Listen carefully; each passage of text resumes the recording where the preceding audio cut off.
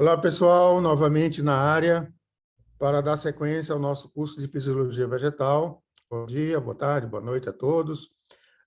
A nossa aula número 4 de hoje, que também, lógico, é uma sequência, é uma continuação, como eu sempre digo, da aula 3. Então, hoje nós vamos tratar de um assunto extremamente importante na fisiologia vegetal, extremamente importante na agricultura, e muito importante também, até para quem cultiva plantas de jardim, jardinicultura, etc. Ou seja, para todas as pessoas que se interessam, de alguma maneira, pelo cultivo de plantas. O assunto dessa aula nada mais é do que fisiologia do estresse hídrico. Então, pelo próprio título, vocês percebem a importância, o alcance do assunto. Fisiologia é como as plantas funcionam, e estresse hídrico é uma condição que a planta poderá apresentar ao longo do seu ciclo de vida, e essa condição que a gente chama de estresse, ela é uma condição que acarreta dificuldades para diversos processos na planta, como já o nome diz, a planta ela está em condição de estresse, na verdade. Então, praticamente todos os processos fisiológicos serão negativamente afetados, tais como fotossíntese, que é o tema da próxima aula, crescimento, todos os processos fisiológicos da planta. Então, tenho certeza que vocês vão gostar muito, porque é um assunto bastante prático, é um assunto que ocorre muito comumente, e agora com esse problema das mudanças globais, essa situação, né, essa condição de estresse hídrico, ela vai se agravar, inevitavelmente, ela vai se agravar pelo mundo inteiro. E também eu vou mostrar que é interessante que o estresse hídrico não acontece somente na condição de falta d'água no solo. Ela pode acontecer com excesso de água no solo. Né? Vejam que bacana. Então, o excesso de água também pode induzir sintomas de estresse hídrico. Assim também como o frio, né? Nos países em que a temperatura no inverno, né, cai muito, a água congela, a planta não consegue absorver a água. Okay? Então, vamos à aula, então. Então, o assunto, como eu falei, é fisiologia do estresse hídrico, tá certo? Ou seja, como é que funciona o metabolismo da planta, a fisiologia da planta, para ela conseguir superar essas condições que, como vocês sabem, são condições muito comuns no ambiente natural, né? Particularmente na nossa região, na região semiárida, ok? Aqui vocês têm uma fotografia bem bonita, tá certo? De uma região típica da nossa condição, que é uma região já tendendo aqui para uma condição de deserto, né? Planta bem seca. E aqui um plantio de milho, né? Um plantio de milho num solo que aparentemente está bem úmido, né? E está em fase de secamento, ok? De secagem. Bem, a pergunta: como as plantas conseguem suportar grandes períodos de intensa deficiência hídrica no solo, que é o fenômeno chamado estresse hídrico. Okay? Então, como eu já falei para vocês, a vida das plantas, né, na Terra é uma vida bem difícil, porque no tocante à questão hídrica, particularmente, porque as plantas utilizam como eu falei na aula passada, uma quantidade muito elevada de água, elas precisam de uma quantidade muito alta de água, e muitas vezes o solo, né? Aqui o solo está bonito, o solo não contém essa quantidade disponível para atender toda a necessidade da planta. Então, nós vamos entender qual é a mágica que elas fazem, né, para suportar essa condição adversa. O estresse hídrico, como a gente conhece, pessoal, na verdade, ele pode acontecer por duas formas opostas. Impressionante isso, né? E o excesso de água, que é o alagamento, como está acontecendo agora, né? Nesse minuto, muitas regiões do Ceará estão com excesso de água no solo. Então, nessa condição de alagamento, ocorre uma redução da concentração de oxigênio no solo, disponível para as plantas. Então, a gente chama de hipoxia, e essa hipoxia foi induzida por excesso de água, que imita também o estresse hídrico. Mas essa condição não é comum, não é comum aqui na nossa região, em algumas regiões do mundo, sim. O mais comum do estresse hídrico é a falta de água, ou a deficiência hídrica, ou o déficit hídrico, tá certo? Bem, existe muitas pessoas, até gente mesmo da fisiologia, costuma chamar seca como sinônimo de deficiência hídrica, tá? A rigor, está errado, tá? Está errado, porque a seca, como está dito aqui, a seca é uma condição climática, é a definição de seca. Ou seja, a seca ela envolve um período de baixa chuva, né, baixa pluviosidade, corresponde também a uma seca no ar, o ar fica muito seco, normalmente, né, nas regiões que estão expostas ao fenômeno de seca, como acontece aqui. A umidade do ar chega a 30%, 20%, nas condições extremas aqui do Nordeste. Tá? Então, seca não é sinônimo de deficiência hídrica. A deficiência hídrica, como o nome diz, né, é a respeito só da disponibilidade de água no solo. Tá certo? Claro que a condição de seca acarreta uma deficiência hídrica, mas nem toda deficiência hídrica acarreta uma condição climática de seca. Tá? Então, a condição de seca e deficiência hídrica, no caso, são condições típicas do semiárido brasileiro, ok? Da nossa região.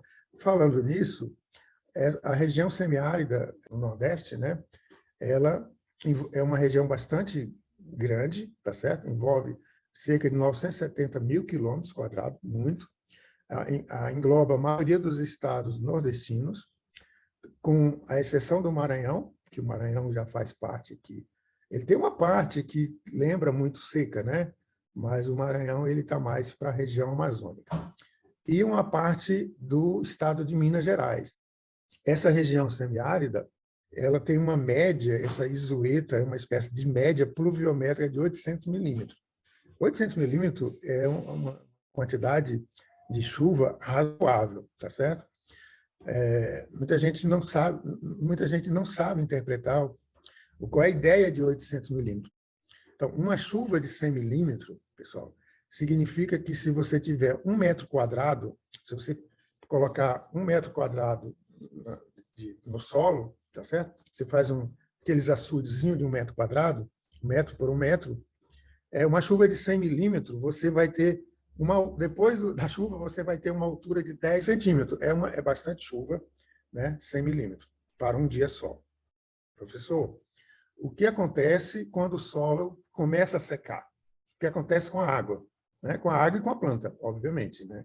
Então, nós vimos na aula passada que as raízes, né? As raízes elas estão interagindo no solo com as partículas sólidas e com os gases e com a fase líquida, que é a água, né?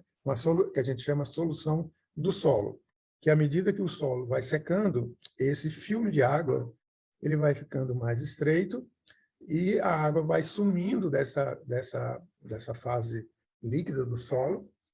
O potencial hídrico, ou seja, a energia da água, dessa água que está no solo, né? ela depende do potencial matricial, que a gente chama, que é com a letra M, mais o potencial osmótico. Okay? Bem, então, o que acontece? Quando o solo vai secando, a água vai evaporando, né? Vai acontecendo a evaporação, acontece também a transpiração, aí o conjunto da evaporação com a transpiração vai dar a evapotranspiração. Então, a água vai saindo do solo e vai passando para a atmosfera. Então, com isso, o conteúdo de água vai decrescendo, obviamente. A água retrocede para os interstícios do solo, ela vai ficar adicionada às partículas do solo. E isso vai implicar o aumento da curvatura da superfície e a redução do raio, né? Desse raio que a água forma com os gases, vocês devem estar lembrados. Então, isso faz com que o potencial caia, ele vai se tornando mais negativo. Tá? Então, e isso, como é uma soma, né? Se isso aqui vai caindo, isso aqui, o potencial hídrico da água vai se tornando cada vez mais negativo. Uma equação para calcular o potencial matricial do solo, ou o potencial de pressão negativa. Né? Aqui está a pressão, mas é uma pressão negativa, está aqui o menos. Ó.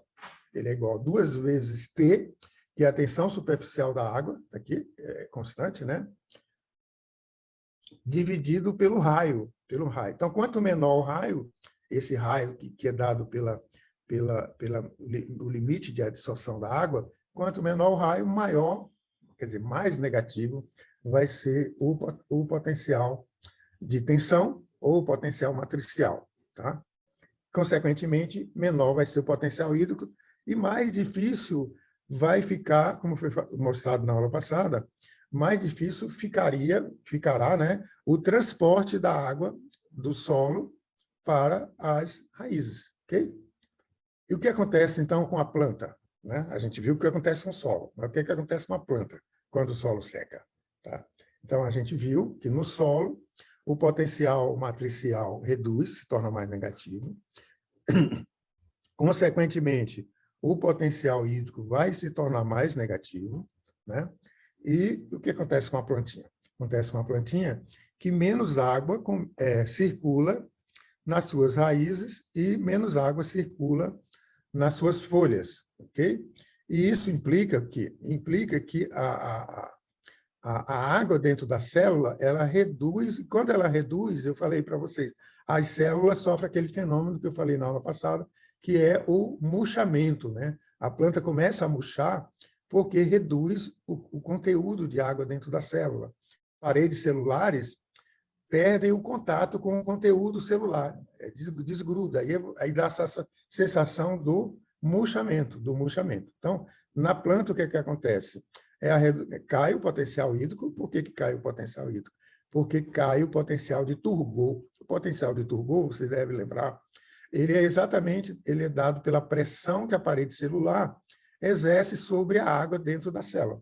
Então, como está murchando, entra em pressão negativa. Okay? E isso poderá acarretar o quê? Isso vai acarretar um monte de problemas que pode levar, inclusive, à morte, né? A morte da planta, a morte celular.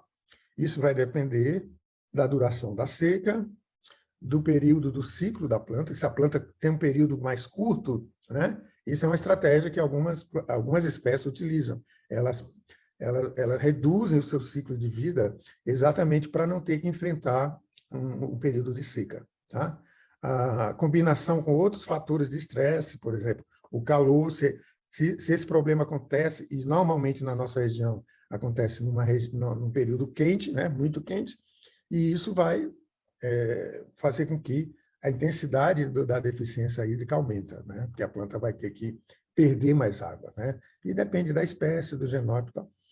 Então, saber se a planta vai morrer ou simplesmente ela vai se ajustar, ela vai conseguir sobreviver, atravessar esse período, isso aí ninguém vai saber de antemão. Tá? Claro que as espécies da nossa região, elas são muito preparadas para a sobrevivência. Tá? Bem, e o que acontece? Quais os processos da fisiologia que são afetados, né, dentro da planta quando o solo começa a secar? Né? Aqui você tem uma planta de quê mesmo? Parece pinhão manso, né? Acho que é mamona isso aqui, é mamona. Tá? Então, você percebe que, à medida que o solo vai secando, né, as folhas vão... Interessante esse movimento, né? Elas oferecem a parte dorsal da folha para ficar em contato com o sol. Tá vendo? Isso aqui é como se ela estivesse se escondendo do excesso de calor, né? Do excesso de calor, você veja. E ela vai murchando, mas essa não. Então, vai depender de cada folha. Então, aqui vocês têm... Eu já mostrei essa figura, né? Já mostrei. À medida que o potencial hídrico do solo vai reduzindo, ou, no caso, o da planta também, você vai tendo mudanças diversas na fisiologia. Eu lembrei agora que eu já mostrei isso aqui. Expansão celular, síntese de parede, síntese de proteína, condução estomática, fotossíntese, acúmulo de solutos, né? E acúmulo de ácido abscísico, que são transformações usuais, ok? Uma coisa que existe muito clara, pessoal, também eu falei para vocês, que é o componente fisiológico, o processo fisiológico mais afetado durante a deficiência hídrica do solo, ou da atmosfera, né, também, é o crescimento. O crescimento, ele depende do tamanho da célula, né, ou seja, da expansão celular, da expansão da célula, né? Essas células são elásticas, né? Elas vão expandindo. Quanto mais elas expandem, mais a planta cresce. E do número de células, ou seja, a capacidade da planta se dividir, tá certo? Então, a deficiência hídrica afeta particularmente a expansão celular e, como consequência, o crescimento, tá? A expansão celular, ela depende da extensibilidade da parede, a capacidade dessa parede, tipo assim, de esticar mesmo, né? Capacidade de estender. Depende da pressão de turgor, que é aquela pressão exercida sobre a água, né? E um parâmetro que é para cada espécie que é chamado limiar de turgor, tá? Esse Y é o limiar de turgor. Então, aqui você tem a célula com 3 estágios, né? Com 3 estágios, que ela está bem túrgida, aqui ela ainda está bem hidratada e aqui ela está murcha, né? Esse experimento é para mostrar que o crescimento foliar, tá certo? O crescimento foliar, ele aumenta à medida que a pressão de turgor aumenta, e é um aumento violento, né? Então, existe uma faixa aqui, então aqui você tem um crescimento, tá, pessoal? É milímetro por hora, crescimento relativo aqui, quantos milímetros? Aqui, por exemplo, é 1,2 milímetro por hora, que a folha está crescendo, é bastante, né? E vem dessa equação aqui, tá? Dessa equação, tá? Que aqui é o Y, é o limiar do turgor. Okay? Aqui é o potencial de parede. Quanto maior o potencial de parede, maior vai ser o crescimento. Okay? Então, você percebe que aqui na escala você tem os potenciais de turgor da célula. Então, normalmente, uma célula hidratada, né? Aliás, uma célula desidratada, ela tem um potencial, né, um potencial de turgor em torno de 0,25 megapascal, tá vendo aqui, ó? 0,25 megapascal nessa planta vermelha. Quando o potencial de turgor atinge um determinado valor limite, que é o limiar, né? Limiar, que está aqui, ó, limiar de turgor, esse valor Y, que aqui seria mais ou menos 0,25, né? Mais ou menos, 0,25. Então, você percebe que qualquer aumento mínimo no turgor, determina um aumento linear intenso nas plantas, na taxa de crescimento foliar. E a recíproca é verdadeira, né? Se você tem uma planta com uma pressão de turgor elevada, aqui, ó, 1,6 milímetros por hora, à medida que esse turgor vai caindo, à medida que essa pressão de turgor vai caindo, a taxa de crescimento cai também linearmente, ok? Aqui, esse experimento são dois tipos de plantas. Esse aqui é uma planta, esse vermelho, né? É uma planta que nunca foram expostas ao estresse hídrico anteriormente, tá? E essas plantas, elas foram já cultivadas sobre ciclos de estresse hídrico, entendeu? Aí você dá um estresse, recupera, dá outro estresse, recupera. É interessante que a resposta é diferente, né?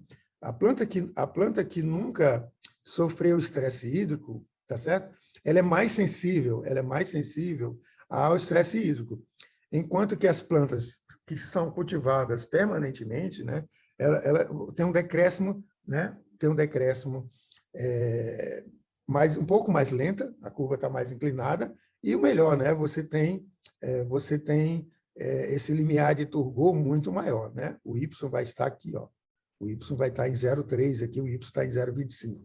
Ou seja, esse assunto a gente está estudando no nosso laboratório, que é o que a gente chama de memória da planta, né? À medida que a planta vai sendo exposta a determinados tipos de estresses, como o estresse hídrico, elas vão, e depois aí vem a chuva, aí vem a seca, vem a chuva, esse ciclo de estresse continuados, levam as plantas a desenvolver um mecanismo que a gente chama de prime, né? É um mecanismo de memória. Elas vão adquirindo uma memória e vão se tornando mais fortes para enfrentar aquele mesmo estresse, ou até, às vezes, outros estresses. Então, essa é uma área muito bonita da fisiologia, que nós estamos, no momento, estudando o cajueiro, né? Nós estamos no nosso laboratório estudando o cajueiro. Agora, no caso do cajueiro, o nosso estudo é um pouco diferente, porque o cajueiro é uma planta resistente.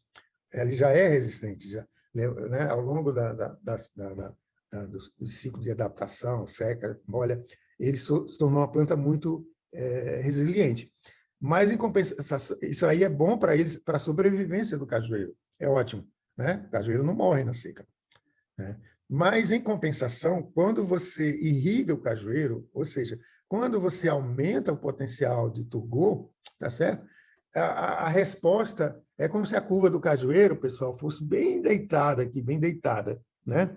Então, ele responde pouco em termos de crescimento quando ele é irrigado. Vejam que interessante. Então, o que nós queremos no nosso projeto é ensinar para o cajueiro, entre aspas, né, que ele poderá crescer mais em presença de potenciais de turgor maiores, tá certo?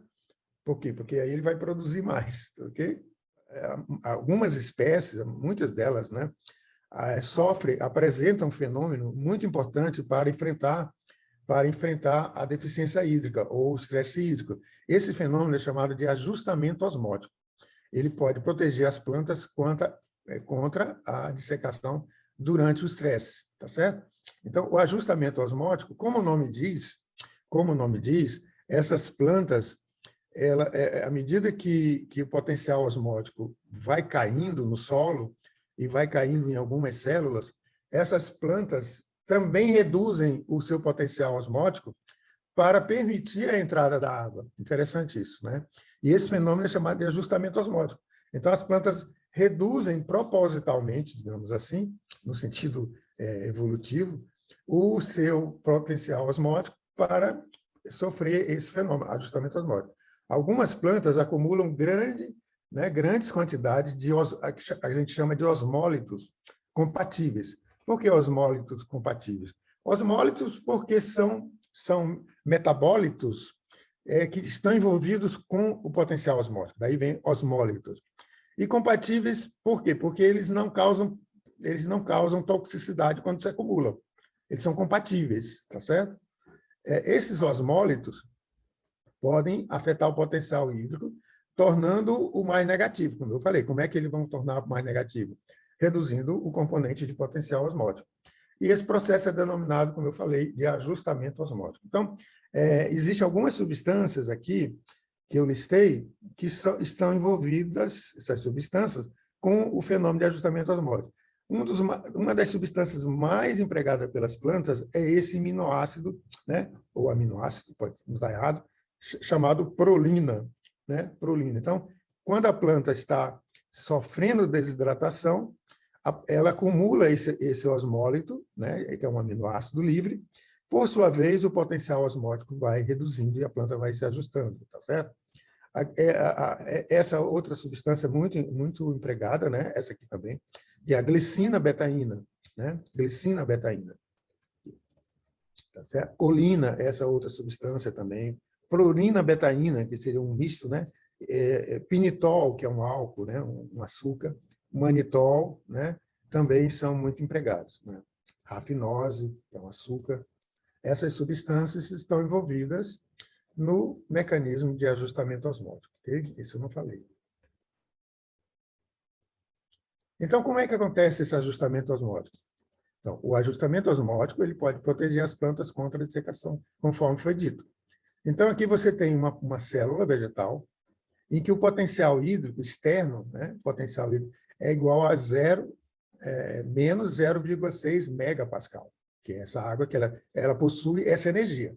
Energia de menos, porque ela tem menos do que a água pura, né? Vocês se lembram?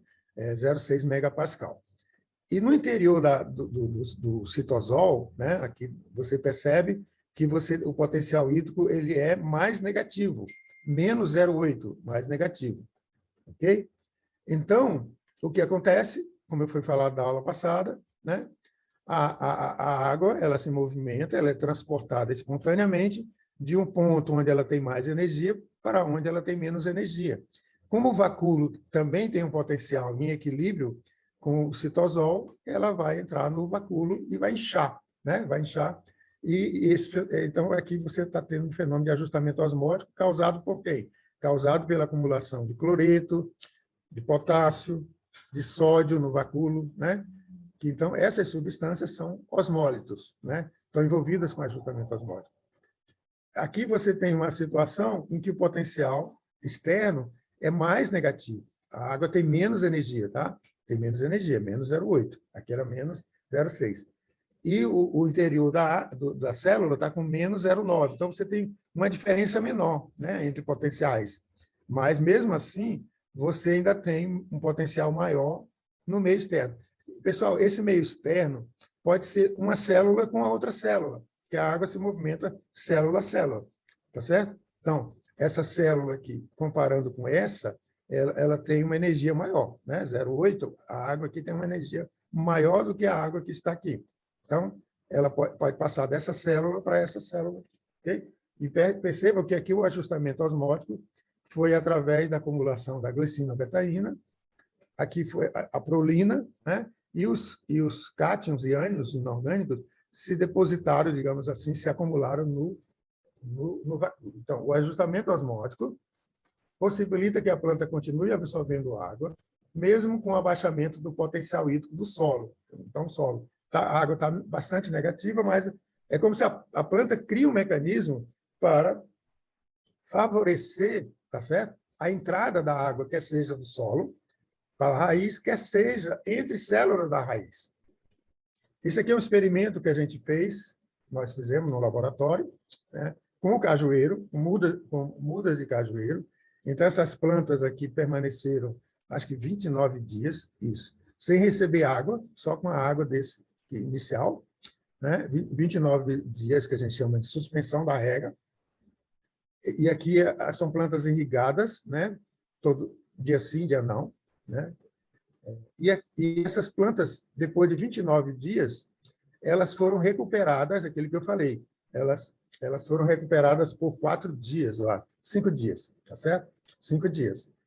Então, você percebe visualmente que, apesar do cajueiro ser muito resistente, o crescimento dele foi reduzido comparando com a planta irrigada, bastante reduzido, né? O tamanho das folhas, o número de folhas, né? E ele tem uma recuperação bem discreta, né? 5 dias é bastante em fisiologia, né?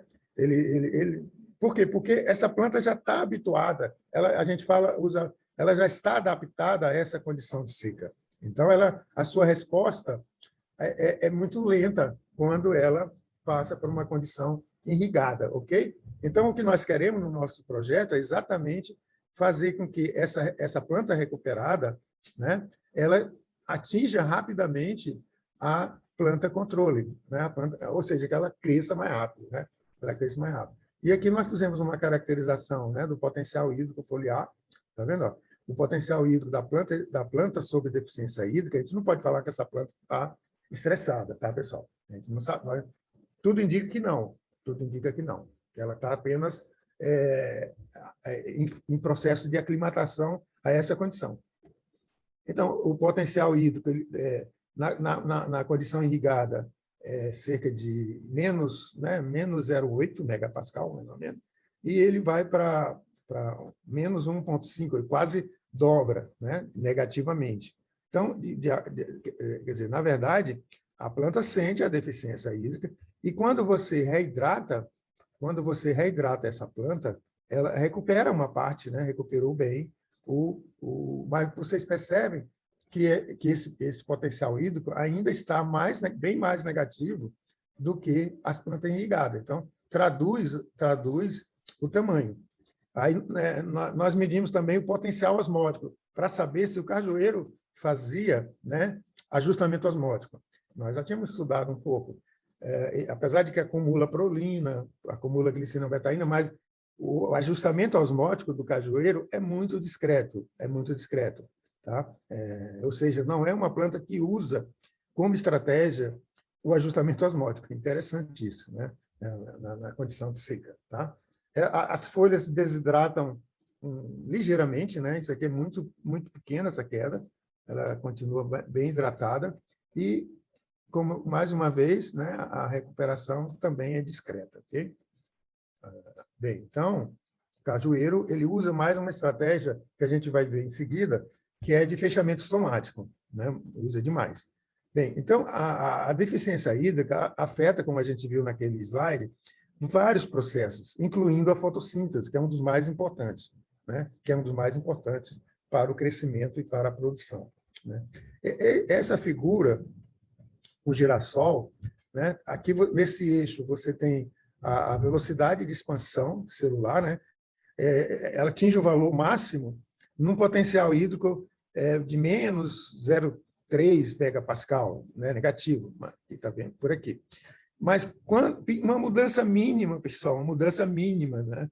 Percebam, uma mudança mínima que aconteceu de menos, sei lá, menos 0,35 para menos 0,30, a expansão foliar, ela despenca, ó, tá vendo? Despenca, vai para praticamente zero. E numa faixa muito pequena de mudança, tá certo? Ou seja, mais uma vez mostrando que a expansão foliar talvez seja o processo mais sensível da planta. É uma estratégia, porque aumentar o tamanho da folha é um problema, porque vai perder água, vai aquecer mais, vai interceptar mais luz, etc. É um problema. E enquanto que a fotossíntese ela cai lentamente, né? Ela cai bem mais lentamente do que a expansão. É um processo menos sensível, tá vendo? Quando a fotossíntese ela é constante até um potencial alto, né, pessoal, de menos 0,8, né, menos 0,8 megapascal, e somente a partir de 0,8 megapascal é que a fotossíntese passa a declinar. Na moral da história, a fotossíntese é um processo essencial para as plantas, a fotossíntese é que vai levar à produção de açúcares, proteína, crescimento, desenvolvimento, reprodução. A gente vai estudar fotossíntese, né, em outra aula. Em condições de seca, as plantas podem apresentar forte fechamento estomático, que eu vou mostrar. Com fechamento estomático, as plantas podem apresentar forte redução na assimilação do CO2, ou seja, na fotossíntese. Somente lembrando que existem hormônios em planta, nós vamos dar matéria sobre isso, né? Um dos hormônios mais importantes, o mais importante talvez, né? Apesar de que são vários hormônios que trabalham juntos, né? Mas o ácido abscísico é o hormônio mais envolvido com a deficiência hídrica. Tá aqui. O ácido abscísico é um hormônio que pode provocar o fechamento estomático. Então, aqui você tem o potencial hídrico da folha, ele está variando aqui, né? Ele está variando, aqui deve ser menos 2,5, né? Menos 2,5 megapascal, e vai aumentando, pessoal, porque os valores vão aumentando, até atingir o valor máximo, né? Que o valor máximo do potencial hídrico, como vocês sabem, é 0. E aqui está variando o tempo em dias. Então, aqui você tem 2 dias, 1 dia, 24 horas, 2 dias, 4 dias, 6 dias, 8 dias. De quê? Ou de irrigação ou de suspensão da rega, igual ao nosso experimento. Então, primeiro eles estudaram o que acontecia com a restrição hídrica, foi o que nós fizemos. Então, quando a planta estava no tempo, com 24 horas aqui, ó, o potencial hídrico era aproximadamente o quê? Vamos chutar que seja menos 0,6, né? Menos 0,5, né? Menos 0,5. Com mais 24 horas, ele até esboçou um pequeno aumento, mas ele ficou constante, né? O potencial hídrico com 24 horas de suspensão da rega. A partir do segundo para o terceiro dia, vocês percebem que já houve um grande decréscimo, né, no potencial hídrico, e que esse decréscimo ele continua até o quinto dia. E quando chegou no quinto dia, eles fizeram como nós fizemos. No quinto dia também, lembra? Eles fizeram uma recuperação, ou seja, aumentaram a quantidade de água disponível, e vocês percebem, com menos de 24 horas, o potencial hídrico até superou aquele potencial hídrico inicial, coisa que não aconteceu com o cajueiro, né? Então, a maioria das espécies, elas respondem assim, rapidamente, né? Isso está envolvendo com ácido abscísico, isso recupera o nível do potencial hídrico, e esse potencial hídrico permaneceu praticamente constante ao longo desse período pós-irrigação, tá certo? Bem, e os pesquisadores mediram também o conteúdo de ácido abscísico e um parâmetro que a gente chama de resistência estomática, ou seja, é uma medida do fechamento estomático. Quanto maior a resistência estomática, mais fechado estão os estômagos. Lembra da aula passada? As células guardas vão fechando. Então, quando você suspendeu a irrigação, olha o que aconteceu. A resistência estomática aumenta violentamente, tá vendo? Aumenta, aumenta, aumenta até atingir um máximo, né? Um máximo de fechamento estomático. Quando você reidrata a planta, ó, o estômago volta a abrir, tá vendo? Olha, volta a abrir e é rápido também, a resposta ela é rápida e tende a voltar para o estado inicial. Em paralelo, os autores, na verdade, eles queriam saber se o ácido abscísico estava envolvido nesses processos de abertura e fechamento estomático. E realmente, olha, quando o estômago abre, aliás, quando o estômago fecha, o ácido abscísico acumula na folha.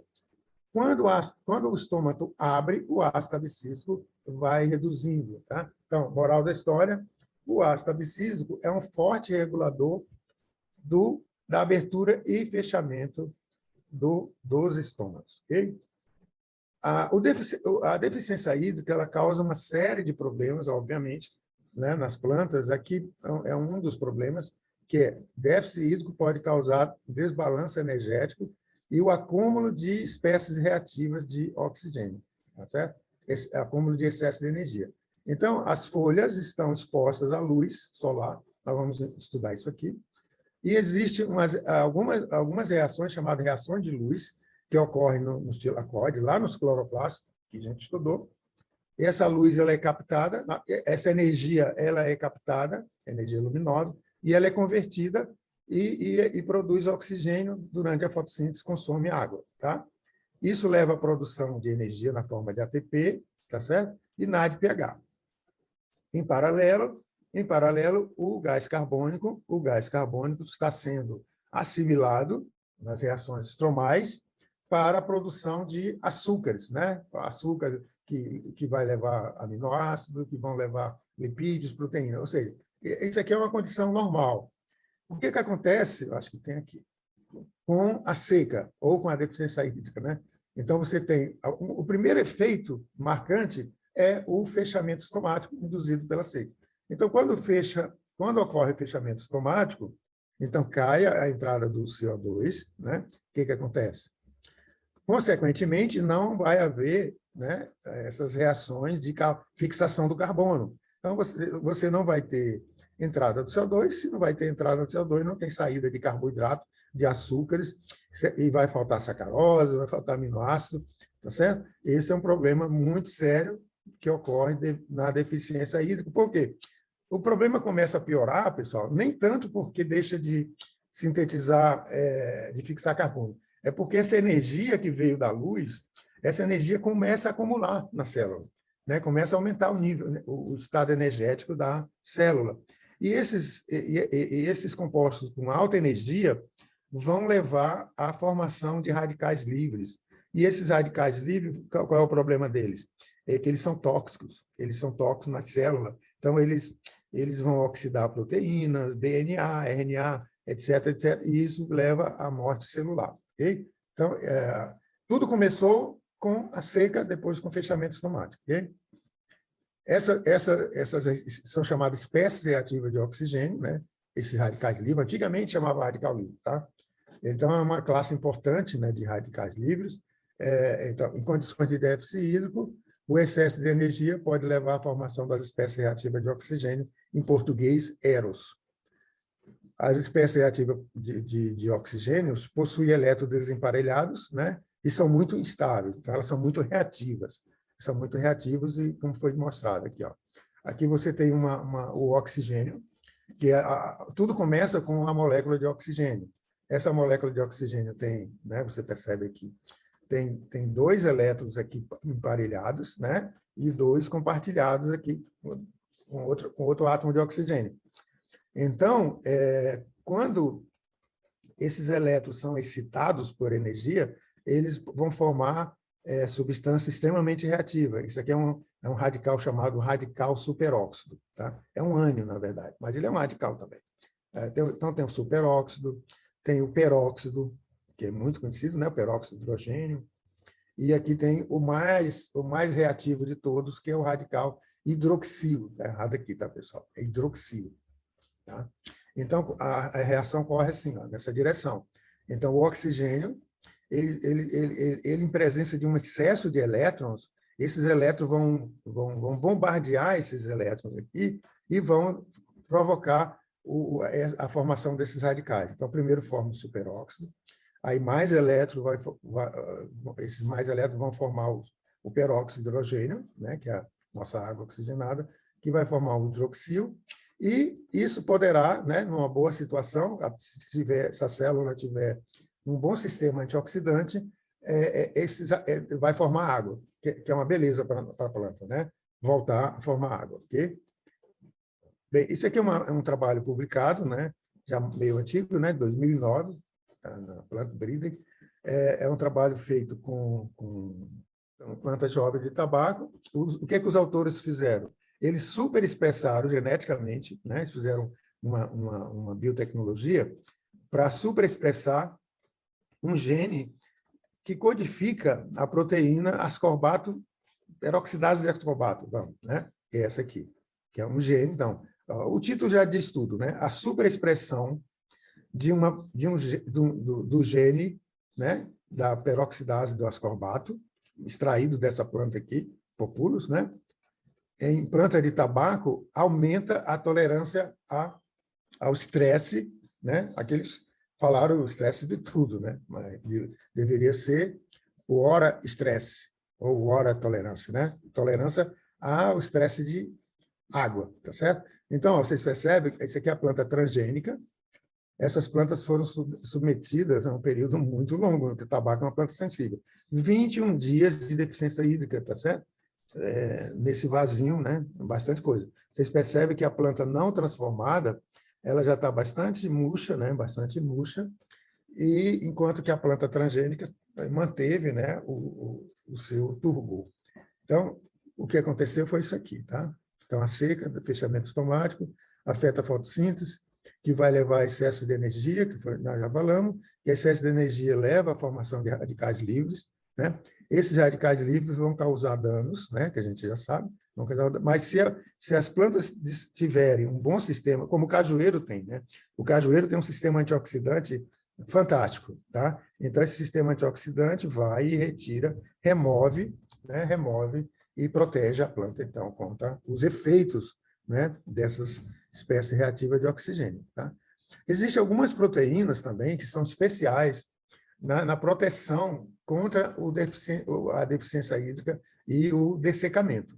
Tá? Então, existem essas classes de proteínas, as proteínas LEA, que vem dessa abreviatura desse inglês, né? Que são proteínas abundantes na embriogênese após, né? A semente amadurecer, que é a maturação da semente. Existe a deidrinas, existe as HSPs, né? Que é H de Grit, de calor, né? O S de choque, e o P de proteínas. São proteínas induzidas por choque térmico, né? Mas elas são também induzidas pela deficiência hídrica. Então, é interessante observar esse esquema, né?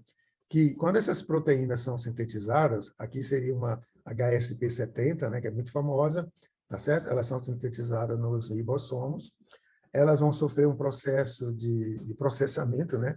Um processamento proteico, e essa proteína vai proteger outras proteínas para que essas proteínas não sofram problemas, né, de desnaturação. Tá? Essa é uma outra estratégia que muitas plantas utilizam, a maioria das plantas utilizam.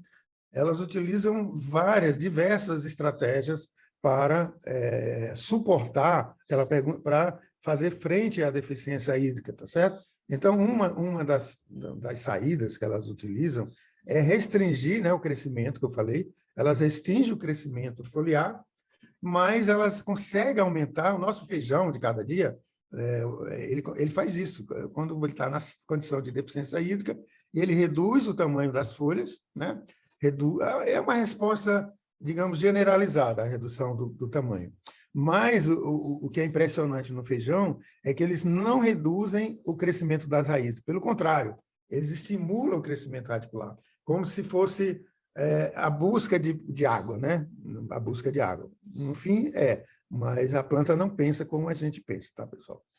Aqui, as plantas adaptadas a climas áridos, né, que são nossos, e desérticos, usam estratégias extremas de proteção. Tá? Então, isso aqui é um cactus, tá vendo? É um cactus. Você percebe que é uma região muito seca, né? Não tão, ela é seca, mas essa fotografia não foi tirada na seca máxima, digamos assim. Por que eu falo isso? Porque você percebe que você ainda tem muito verde aqui, tá vendo? Muito verde. Na nossa região, na Caatinga, né, que vocês conhecem, na verdade, ela fica assim, ó. Ela fica meio cinza, né? Meio cinza. Ela perde todo esse verde, né? A clorofila perde. E essa planta, ela é fantástica, né? Ela é cheia de espinho. Esses espinhos dificultam a perda d'água também, né? Essas modificações, ok? Então, o déficit hídrico induz a queda das folhas na estação seca. Então, isso é típico de plantas de caatinga, né? Você fica sem folhas, né? Você fica sem folha. É uma estratégia muito eficiente. Por quê? Se ficar com folhas, ela vai morrer. Ela vai morrer, a temperatura da folha vai aumentar muito, né? Ela vai perder a água que ela não tem, né? Então, é uma estratégia radical. Interessante que as plantas no frio também apresentam um fenótipo muito parecido, né? Por quê? Porque o frio, a temperatura muito baixa no solo, também é uma forma de baixar a disponibilidade de água. É um estresse de seca também. Eu não coloquei lá no início, né? Tá certo? E aí, quando começa a chover, como agora, né? Já começou, essas folhas elas brotam com uma velocidade estúpida, né? Aqui na Caatinga, ok? Assim como nos países de clima frio, quando a primavera chega, né? Quando a primavera chega lá, a temperatura eleva um pouco, as plantas começam a ficar verdes, de florir, fica lindo, né? Do dia para a noite. Aqui são alguns exemplos, né? Alguns casos, né? Pequenas mudanças no volume da célula causam grandes aumentos no potencial de turgor. Já falamos isso. E essas células do centro aqui do cactus, tá vendo? São células armazenadoras de água, tá certo? Como é que funciona isso? Então, externamente o potencial hídrico cai e essa água penetra de célula a célula, ok? Outro exemplo de plantas impressionantes que existem, inclusive na nossa região, são chamadas plantas de ressurreição, tá? Planta de ressurreição. O nome já diz tudo, né? São plantas que ressuscitam. Ou seja, elas são tão tolerantes a condições extremas que nenhuma outra planta suportaria, tá certo? Então, aqui tem um artigo sobre esse tipo de planta, e essas plantas, elas são muito resistentes, mas quando a seca está muito severa, elas literalmente fingem de mortas, elas praticamente morrem. Então, você tem essas características, né? Essa característica, ela tem redução da área exposta, né? A luz, a maioria faz isso, né? Encurvamento do foliar, a presença de pelos que refletem a luz, né? E a acumulação de antocianina. Na verdade, isso aqui são as plantas normais, né? As plantas normais fazem isso, certo? Essas plantas de ressurreição, elas promovem uma degradação da clorofila, que a clorofila desaparece e aparece como um plástico de mágica. Então, e elas desorganizam as suas próprias membranas, exatamente para elas acionam um mecanismo de morte, né? Um mecanismo de morte, e juntamente, então elas rompem, né, o transporte de elétron para não acumular aquelas espécies reativas de oxigênio, e ainda por cima elas têm um sistema antioxidante robusto, né, que vai proteger. Perceba os cloroplastos, esse aqui é um cloroplasto irrigado, normal, e aqui é um cloroplasto na fase após a desidratação. Olha, vocês percebem que os cloroplastos desaparecem, né? Os cloroplastos desaparecem. Aqui é uma planta sensível à desidratação, tá? É uma planta sensível, né? Então, elas continuam a querer fazer fotossíntese, não conseguem, mas o aparato continua, né? O aparato continua intacto, e isso é um problema, leva à acumulação de espécies reativas de oxigênio, problema com proteína, geração de toxina celular e tal, e com isso acontece a senescência e a morte celular.